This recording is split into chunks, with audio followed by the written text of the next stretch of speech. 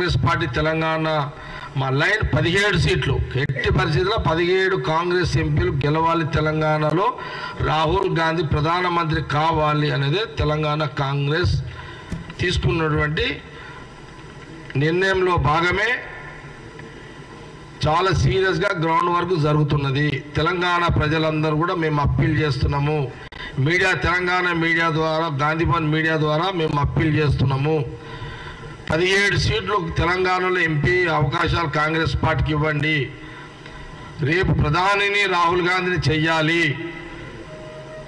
ధరలన్నీ తగ్గుతాయి, మనం తినే తిండి వస్తువుల మీద ధరలు తగ్గుతాయి, అన్నిటి మీద ధరలు తగ్గుతాయి.